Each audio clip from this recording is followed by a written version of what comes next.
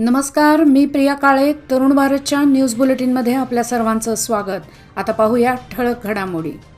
काँग्रेस सरकारच्या महत्त्वाकांक्षी गृहलक्ष्मी योजनेचा लोकार्पण सोहळा उत्साहात संपन्न झाला.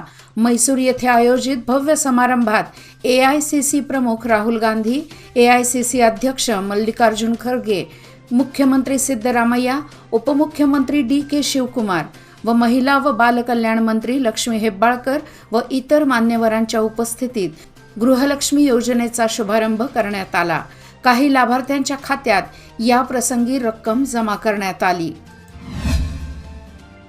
बेळगाव दक्षिण विभागातील उपनोंदणी कार्यालयाच्या कार्यशैली संबंधी जनतेकडून अनेक तक्रारी समोर आल्याने आज बेळगाव लोकायुक्त SP हनुमंतराय यांच्या नेतृत्वाखाली अचानक विशेष भेट देण्यात आली. यावेळी लोकायुक्त अधिकाऱ्यांनी उपनोंदणी कार्यालयातील अधिकाऱ्यांना बेनामी संपत्तीची नोंद करण्यास अनुमती न देण्याचा इशारा दिला. बेनामी संपत्तीची नोंद करण्यासाठी कोणी आल्यास त्यांच्यावर गुन्हा दाखल करण्याच्या सूचनाही दिल्या. मूळ मालिकांकडून माहिती घेऊन चौकशी झाल्यानंतरच त्याची नोंद करण्यास सांगितले. यावेळी ऑनलाईन नोंद प्रक्रियेची लोकायुक्त अधिकाऱ्यांनी पाहणी केली. या प्रसंगी पोलीस अधिकारी निरंजन पाटील हे देखील उपस्थित होते. बेळगाव जिल्हास्तरीय सरकारच्या महत्त्वाकांक्षी गृहलक्ष्मी योजनेचा लोकार्पण सोहळा उत्साहात संपन्न झाला. बेळगाव शहरातील कुमार गंधर्व कला मंदिर येथे आयोजित कार्यक्रमात उत्तर आमदार आसिफ सेठ, जिल्हाधिकारी नितेश पाटील, SP संजीव पाटील, महानगरपालिका आयुक्त अशोक दुडगुंटी यांच्यासह जिल्हास्तरीय अधिकारी उपस्थित होते. बेळतंगडी तालुका धर्मस्थळ येथील उजरेय SDM महाविद्यालयातील विद्यार्थिनी सौजन्या हिच्यावर अत्याचार करून खून करण्यात आला होता. या घटनेतील संशयित आरोपीला पुराव्याअभावी निर्दोष मुक्तता करण्यात आली आहे. या घटनेतील खऱ्या आरोपींचा शोध घेण्यासाठी प्रकरण SIT कडे सोपवण्यात यावे अशा मागणीचे निवेदन प्रगती संघटना आंदोलन मंच यांच्यातर्फे जिल्हाधिकाऱ्यांना देण्यात आले. सर्वोच्च न्यायालयातील सीमा प्रश्नाचा खटला जलद गतीने चालावा या मागणीसाठी महाराष्ट्र एकीकरण समितीच्या कार्यकर्त्यांनी बुधवारी माजी केंद्रीय मंत्री शरद पवार यांची मुंबई येथे भेट घेतली.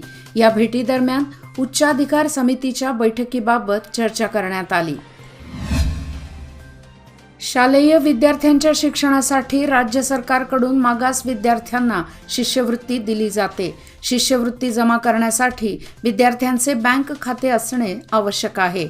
परंतु ग्रामीण भागातील बऱ्याच विद्यार्थ्यांकडे बँक खाते नसल्याने त्यांना पोस्ट कार्यालयात खाते उघडण्यास सांगण्यात आल्याने बुधवारी कॅम्प येथील मुख्य पोस्ट कार्यालयात विद्यार्थी व त्यांच्या पालकांची गर्दी झाली होती. आंतरराष्ट्रीय कृष्ण भावनामृत संघच्या वतीने 7 सप्टेंबर 2023 रोजी श्रीकृष्ण जन्माष्टमी साजरी केली जात असून त्यानिमित्त 1 सप्टेंबर 2023 पासून विविध कार्यक्रमांचे आयोजन करण्यात आले आहे.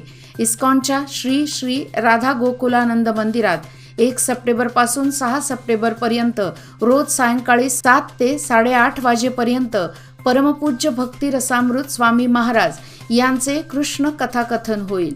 कार्यक्रमात भाविकांनी मोठ्या संख्येने उपस्थित राहून लाभ घ्यावा असे आवाहन इस्कॉनच्या वतीने करण्यात आले आहे.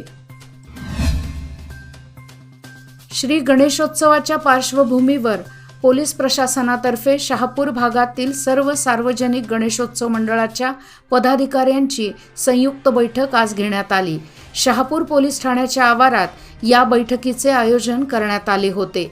बैठकीमध्ये पोलीस ठाण्याच्या पोलीस निरीक्षकांनी यंदाचा गणेशोत्सव शांततेने सुरळीत पार पाडण्याबाबत मार्गदर्शन केले. बेळगाव सदाशिवनगर आर्यन वर्ल्ड स्कूलच्या प्रायमरीच्या विद्यार्थ्यांच्या वतीने लष्करी जवानांना राखी बांधून रक्षाबंधनाचा सण साजरा करण्यात आला. यावेळी MLIRCच्या वतीने कार्यक्रमाची उत्तमरित्या तयारी करण्यात आली होती. यावेळी मुलांना कार्यक्रमानंतर अल्पोपहाराचे वितरण करण्यात आले. या प्रसंगी MLIRCचे अधिकारी, जवान, शाळेचे शिक्षक आणि विद्यार्थी वर्ग उपस्थित होता. बेळगाव ग्लोब सर्कल येथील रस्त्यावरील कॉन्क्रीट आणि पेवर्स यांच्यामध्ये पडलेली भेग दुचाकी वाहन चालकांसाठी धोकादायक ठरत आहे. स्मार्ट सिटीच्या संबंधित अधिकाऱ्यांनी याकडे लक्ष देऊन रस्त्यावर असलेली ही भेग बुजवावी अशी मागणी वाहन चालकांकडून केली जात आहे. बेळगाव सांब्रा विमानतळावर आपत्कालीन परिस्थितीत वायुसेना अग्निशमन दलाच्या जवानांनी आग विझवण्याची प्रात्यक्षिके दाखवली. यावेळी सांब्रा विमानतळाचे अधिकारी व कर्मचारी उपस्थित होते. बेळगाव जिल्हा स्पोर्ट्स असोसिएशनच्या वतीने 26 आणि 27 ऑगस्ट रोजी आयोजित कराटे स्पर्धेत KLS हायस्कूलच्या 10वीचा विद्यार्थी हर्षवर्धन बर्गे याची राज्यस्तरीय कराटे स्पर्धेसाठी निवड झाली आहे. कटा प्रकारामध्ये प्रथम तर कुमितेमध्ये द्वितीय क्रमांक पटकावला आहे. त्याला कराटे प्रशिक्षक चंदन जोशी आणि नागराज जोशी यांचे मार्गदर्शन लाभत आहे. लोककल्प फाउंडेशन व KLE आयुर्वेदिक हॉस्पिटल शहापूर यांच्यातर्फे खानापूर तालुक्यातील दुर्गम भागातील गवसे या गावात आरोग्य शिबिर घेण्यात आले. तसेच मोफत औषधे देण्यात आली. याशिवाय हर्बल उपचार, जीवनशैलीतील बदल व योग्य पोषण यावर शैक्षणिक सत्रे घेण्यात आली. लोककल्पचे कॉर्पोरेट अधिकारी सूरज सिंग राजपूत, स्वयंसेवक संतोष कदम, अनंत गावडे, सुहासिनी पेडणेकर व आयुर्वेदिक कॉलेजच्या doctor Akshara, doctor Mitali, doctor Riya Satpute, doctor Sejal L, doctor Aniruddha आणि श्रीधर के बाली उपस्थित होते. खानापूर तालुक्यात अपेक्षेप्रमाणे पाऊस न झाल्याने दुष्काळी परिस्थिती निर्माण झाली आहे. त्यासाठी खानापूर तालुका दुष्काळग्रस्त तालुका म्हणून जाहीर करावा या मागणीचे निवेदन खानापूर तालुका महाराष्ट्र एकीकरण समितीतर्फे खानापूर तहसीलदारांमार्फत मुख्यमंत्री सिद्धरामय्या यांना पाठवून देण्यात आले आहे. काँग्रेसच्या नेतृत्वाखाली कर्नाटक सरकारच्या महत्वाकांक्षी गृहलक्ष्मी योजनेला बुधवारी मैसूर येथे थाटात प्रारंभ झाला. त्याचे थेट प्रक्षेपण खानापूर नगरपंचायत व तालुका प्रशासनाच्या वतीने खानापूर शहरातील रेल्वे स्टेशन जवळील नगरपंचायतीच्या कल्याण मंडपात स्क्रीनवर दाखवण्यात आले. तर त्याच ठिकाणी खानापूर येथील योजनेचा शुभारंभ आमदार विठ्ठल हलगेकर यांच्या हस्ते झाडाच्या रोपाला पाणी घालून करण्यात आला.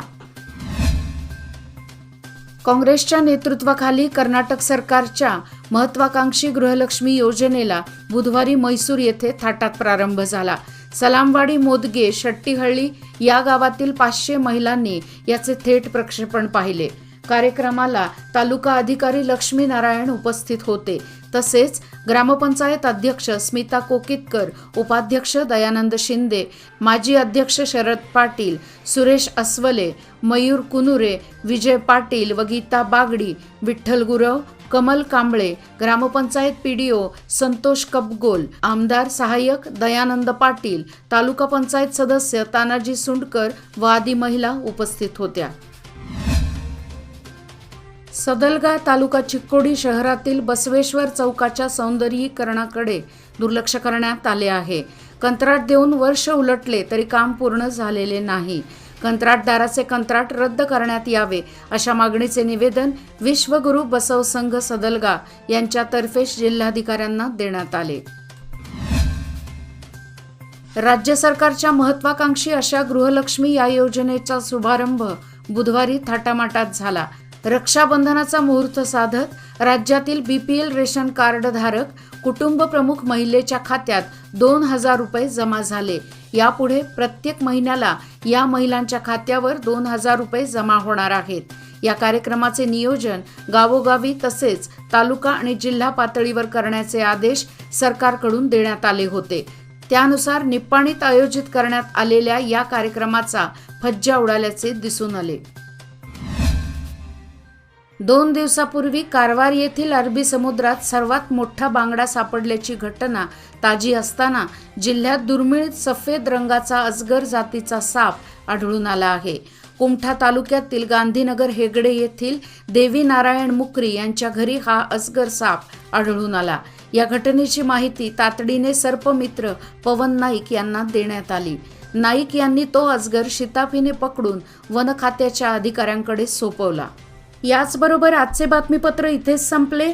अधिक माहिती आणि ताज्या घडामोडीकरिता पाहत रहा तरुण भारत न्यूज चॅनल. तसेच आमच्या चॅनलला लाईक, शेअर आणि सबस्क्राईब करायला विसरू नका. आणि विश्वासार्ह बातम्यासाठी दररोज वाचा दैनिक तरुण भारत. धन्यवाद.